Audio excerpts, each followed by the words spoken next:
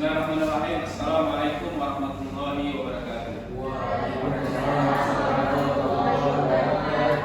Rabbi shrah li sadri wa yassir li amri wa hlul 'uqdatam min lisani yafqahu qawli. Alhamdulillah, syukur pada Allah, pada siang hari ini kita bisa mengikuti perkuliahan kita dalam mata kuliah ilmu tauhid.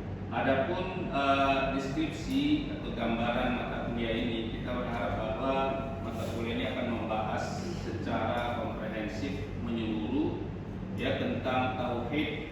Kemudian tauhid ini mencakupi tauhid uluhiyah, tauhid rububiyah, kemudian tauhid asma wa sifat. Kemudian kita juga akan membahas tentang pemikiran-pemikiran atau aliran-aliran dalam ilmu kalam seperti Jabariyah, Qadariyah, Asy'ariyah, kemudian Maturidiyah dan lain sebagainya.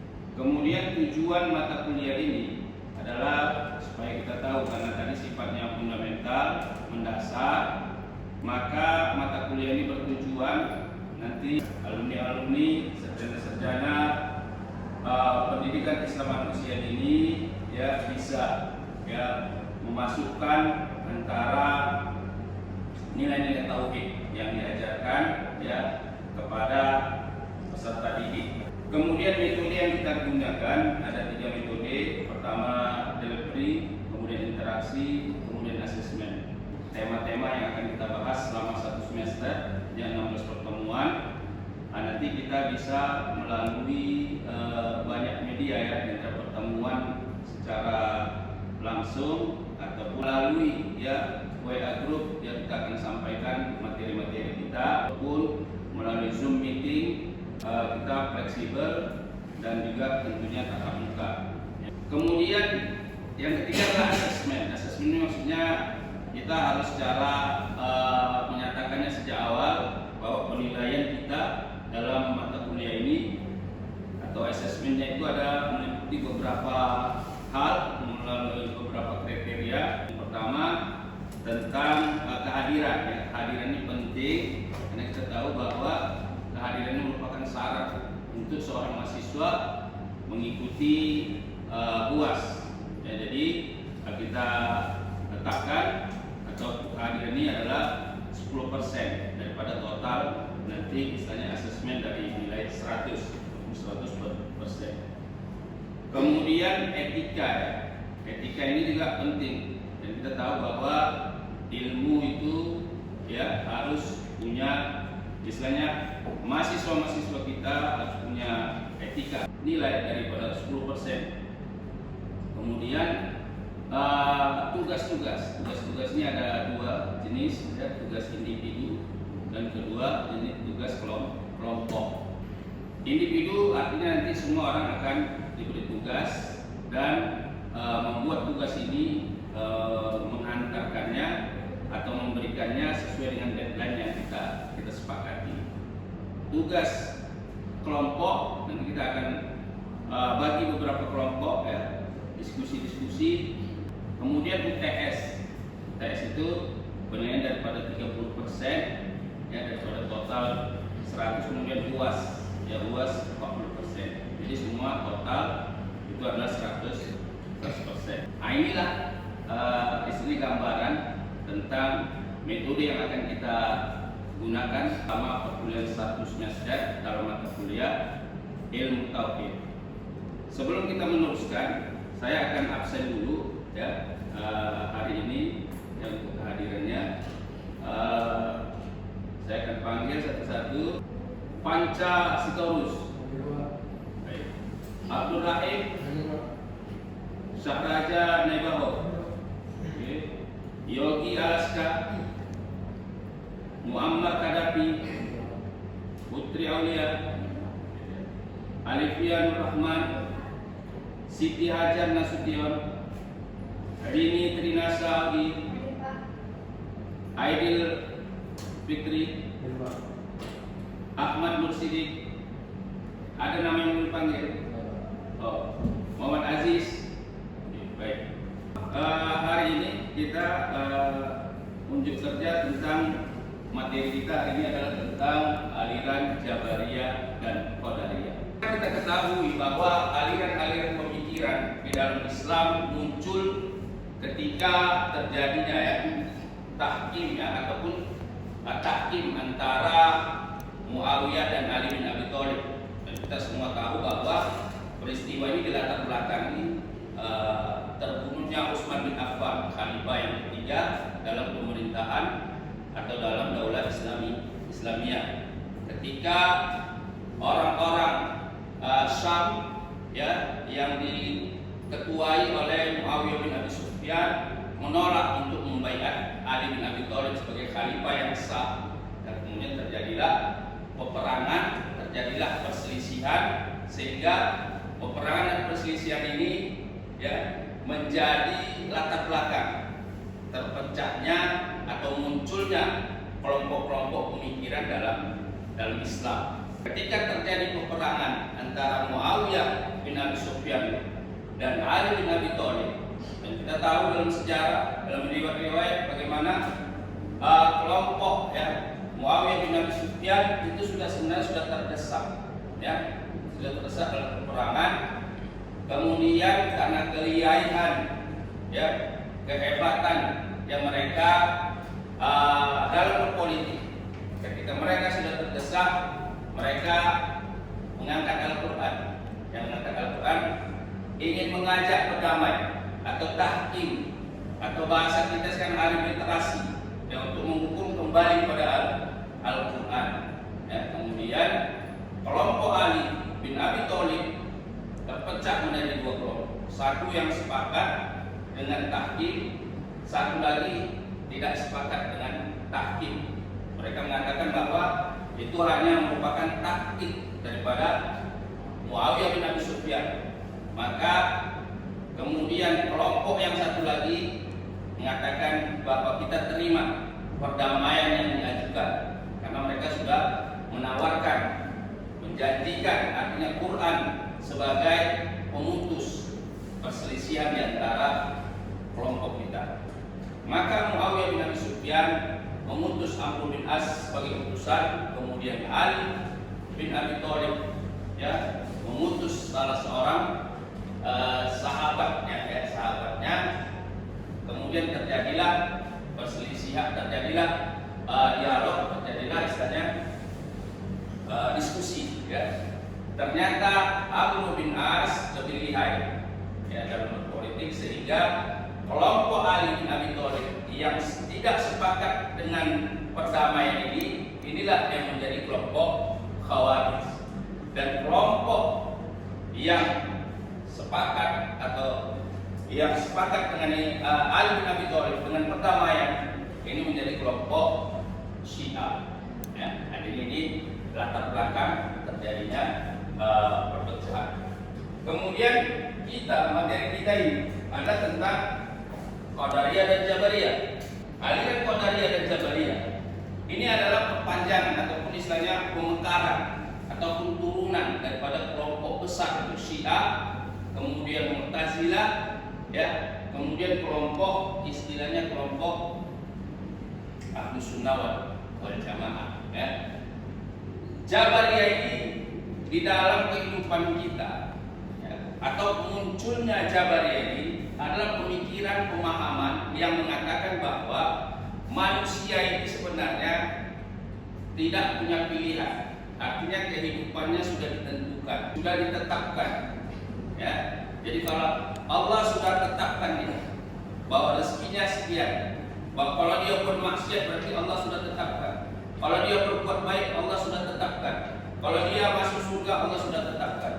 Jadi seolah-olah manusia ini tidak ada pilihan, tidak ada free will-nya, tidak ada keinginannya, karena semua sudah ditentukan. Kalau baik, maka Allah yang sudah tentukan seorang hamba itu baik. Inilah pemahaman pemikiran Jabariyah.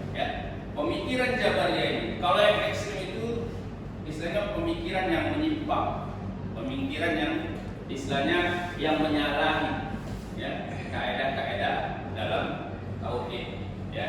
Kenapa? Karena dia seolah-olah tidak percaya kepada qada dan qadar Allah. Sementara Qadariyah itu lawannya, bahwa manusia itu tidak ditentukan oleh Allah. Dia yang menentukan takdirnya. Kalau dia ingin menjadi orang yang sukses, maka dia yang menentukan. Kalau dia ingin menjadi istilahnya masuk surga, maka dia yang menentukan. Artinya keinginan dia, ya. Tidak ada campur tangan Allah Subhanahu wa taala. Seorang itu menentukan nasibnya sendiri. Nah, ini antara dua pemikiran yang saling bertolak belakang. Satu, sangat memberikan ruang kepada akal seluas-luasnya. Yang satu lagi tidak memberi ruang akal sama sekali. Ahlus Sunnah wal Jamaah masuk di antaranya. Ya, ada ruang untuk akal dan ada juga istilahnya keyakinan atau kepercayaan tentang qada dan qadar.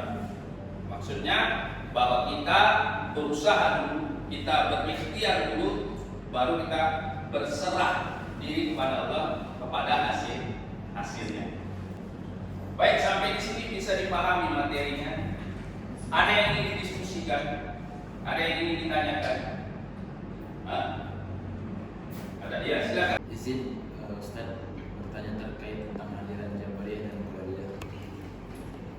Mengingat memang banyak di kalangan masyarakat yang mereka menganggap kehidupan ini sudah semua Allah atur. Jadi mereka bahasanya menjalani, nikmati dan syukuri gitu. Jadi memang mereka berpikiran semua itu sudah Allah atur, tapi mereka tidak berusaha. Tapi mereka ketika ditanya hal usaha, tetap mereka berusaha. Namun ada menyinggung terkait tentang Jabariyah, Ustaz. Jadi mereka menjalani hidup jalani aja tanpa ada memikirkan planning ke depan dan menganggap semua sudah Allah atur, apa kita berencana. Nah, hal-hal seperti itu, Ustaz, apakah bisa masuk ke aliran Jabariyah atau mereka tetap orang-orang Ahlus Sunnah? Dan bagaimana cara meluruskannya, Ustaz? Karena mereka menganggap semua sudah Allah atur, harus jalannya aja. Jadi kan itu secara tidak langsung mereka bersentuhan dengan Jabariyah. Terima kasih. Baik, terima kasih pertanyaannya ya kepada Muhammad Aziz. Ya, pertanyaan ini memang selalu menjadi yang ditanyakan oleh masyarakat ya di dalam kita bermasyarakat. Kadang pertanyaan itu muncul. Sebenarnya kita ini manusia ini kan takdir kita sudah ditentukan oleh Allah. Cuman masalahnya kita tidak tahu takdir kita apa. Ya. Sementara Jabariyah itu istilahnya seolah-olah aliran ini menjadikan alasan malas berusaha. Maka Harun Nasution mengatakan sebab kemunduran Islam itu karena banyak orang-orang berpahaman Jabariyah. Ya. Contoh zaman penjajahan itu masyarakat diapakan? Ini kan sudah ditentukan Allah, ya kan, bahwa kita ini terjajah. Seolah-olah ingin mematikan rasa bergerak, rasa ingin merubah, ya kan? Nah, karena mereka pakai dalil Quran juga, ya kan? Pakai dalil Al-Quran. Orang-orang Jabariyah ini bahwa manusia itu sebenarnya sudah ditentukan. Ya. Karena sudah ditentukan, maka wilayah pemikiran, wilayah akal seolah-olah tidak ada tempat dalam Islam ini. Ya. Nah, contoh ketika kita menanggapi peristiwa COVID-19, ada dalam masyarakat. Kalau kata Allah kena-lah, nggak perlu pakai masker, ya kan? Nah, kalau memang nggak kena, walaupun kita mau pakai masker 10 lapis. Kalau kata Allah tak kena. Ini contoh pemahaman Jabariyah, ya kan? Dia seolah-olah istilahnya mengetepikan usaha ikhtiar, ya, usaha ikhtiar akal manusia untuk menghindar daripada virus 19 ini, ya, virus corona 19. Sementara Qadariyah berpaham sebaliknya. Ya, Qadariyah itu istilahnya mengatakan bahwa kita mampu istilahnya mengelak, menghindar daripada virus corona 19 ini, ya kan? Nah, satu sangat mengagumkan akalnya, pemikirannya sehingga dia mengatakan atau mengeluarkan statement bahwa kita bisa menghindari. Cuman terjadi dalam masyarakat, walaupun kita berusaha menghindari, ya, terkadang ada yang kena. Dan ada orang yang tidak berusaha menghindar, artinya tidak menggunakan alat-alat istilahnya untuk menghindar daripada seperti masker, hand sanitizer umpamanya, ada yang kena. Nah, disinilah istilahnya Ahlus Sunnah wal Jamaah itu berperan. Artinya kalau kita sudah berusaha untuk menghindar tidak terkena COVID-19, nah itu baru kita serahkan kepada Allah bahwa itu bagian daripada takdir dan ketetapan Allah Subhanahu wa taala. Ya kan? Bukan kita tidak berusaha, bukan kita tidak berikhtiar. Nah, ini untuk istilahnya pahaman Jabariyah ini. Dan Qadariyah juga kayak kita memang diperintahkan Allah anugerahkan kita akal, tapi akal yang harus dibimbing oleh Al-Quran, akal yang bisa istilahnya bukan akal yang jauh dari Al-Quran atau jauh dari wahyu. Kalau kita jauh dari wahyu, maka pemikiran-pemikiran kita akan jauh daripada ketentuan-ketentuan daripada nilai-nilai agama ataupun nilai-nilai syariat. Ya. Kenapa? Karena akal kita selalu mengatakan, ya, ketika Allah istilahnya melarang, ya, pernikahan, ya kan, pernikahan orang-orang yang bukan orang-orang yang mahram, ya, pokoknya dia orang kaya. Logika kita, akal pikiran kita, ngapain kita melepaskan harta kekayaan kita?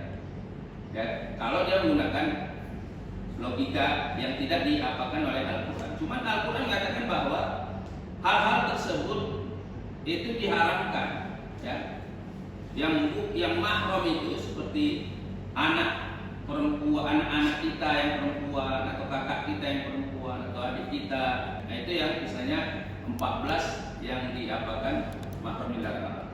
Kalau akal kita jalankan, ya kan? Nah, kita akan cari istilahnya yang menguntungkan kita menurut akal kita, ya kan? Nah, begitulah dia. Baik, itu ya Pak jawabannya. Ada yang ingin bertanya lagi? Assalamualaikum warahmatullahi wabarakatuh. Pak, saya izin bertanya mengenai aliran Qadariyah ini tadi. Apakah ada kaitannya dengan rukun iman kita yang terakhir, Qadar itu? Gimana? Aliran Qadariyah ini apakah ada kaitannya dengan rukun iman kita yang terakhir, Qadar dan Qadar? Oh, baik. Istilahnya apakah aliran Qadariyah ini ada kaitannya dengan qada dan qadar, ya kan? Memang permasalahannya di qada dan qadar, ya kan? Istilahnya qada dan qadar ini yang rukun iman yang paling payah orang mengimaninya. Kenapa paling payah? Karena ketika ketentuan dan ketetapan Allah itu sesuai dengan kehendak kita, sesuai dengan keinginan kita akan mudah menerimanya, ya kan? Tetapi ketika qada dan qadar itu tidak sesuai dengan kehendak kita, tidak sesuai dengan keinginan kita, banyak orang yang tidak mau, tidak percaya, tidak beriman. Umpamanya ketika Allah timpakan salah seorang keluarga kita ditimpa sakit, ya kan? Ini kan biasa orang selalu menghindar, ya, selalu tidak ingin ada salah seorang keluarganya yang ditetapkan oleh Allah, istilahnya ditimpa musibah, umpamanya sakit, ya kan? Tapi ketentuan Allah itu istilahnya sudah ditetapkannya kita bahwa kita lah yang dianggapnya, ya, istilahnya layak, ya kan? Itu kan semua ketentuan Allah itu yang terbaik untuk kita kalau kita mengimani qada dan qadar. Tapi banyak orang malah justru sebaliknya, ya. Kenapa saya itu banyak manusia ini, cuman saya lah, keluarga saya lah yang ditimpa sakit. Jadi istilahnya persoalannya sebenarnya tidak semudah yang kita bayangkan, ya. Kalau berkaitan dengan keimanan kepada qada dan qadar, ya kan? Nah, jadi inilah istilahnya sikap kita dalam memahami, ya, dalam istilahnya menentukan saya qada dan qadar berkaitan dengan pahaman Jabariyah dan Qadariyah. Jadi memang yang terbaik itu adalah pahaman Ahlus dia tidak terlalu ekstrim kiri dan tidak juga terlalu ekstrim kanan. Kita berusaha menghindar dari musibah, tetapi ketika kena kita ridho, ya kan? Nah, ketika kita tidak ridho, maka kita istilahnya masuk ke pahaman-pahaman yang tidak, misalnya yang bertentangan dengan aliran tauhid. Saya rasa itu saja ya. Terima kasih Anda sudah mengikuti perkuliahan kita.